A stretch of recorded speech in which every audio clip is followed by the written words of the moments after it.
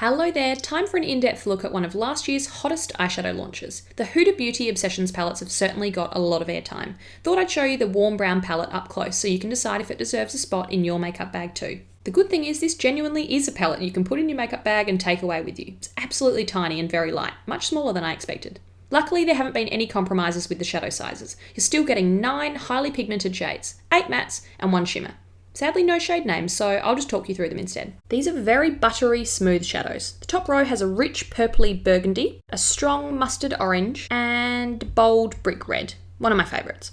A little bit goes a long way, but you can keep building it up. These pigments really pack a punch. The next row has a dark chocolate brown. I'll be honest, the darker burgundy and brown shades seem to apply a bit less evenly than the others. Has anyone else found that? Then an exciting gold shimmer in the centre. This is one of the most opaque shimmers I've ever seen. You really don't need to pick up much. You can see why shimmery shades are one of Huda's strengths. Very, very impressed by that. And a creamy beige. I'm sure this is designed to be a base colour, but it's probably the only one I'm not going to get that much use out of. I have fair skin, so it just doesn't do much for me. Time for a bit of peachy orange. One of my favourite YouTubers, Joanna Spicer, uses a lot of the orange tones in her videos, and it always inspires me to play around with shade combos.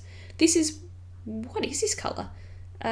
She really should have named them because I'm just going to call it Unfortunate Caramel.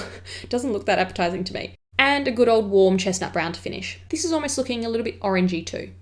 Really like that peach shade a lot. How nice having a mirror that's so rare in a small palette. Huda has certainly picked shades that complement each other really well and tap into that trend of ochres, oranges, coppers and reds perfectly.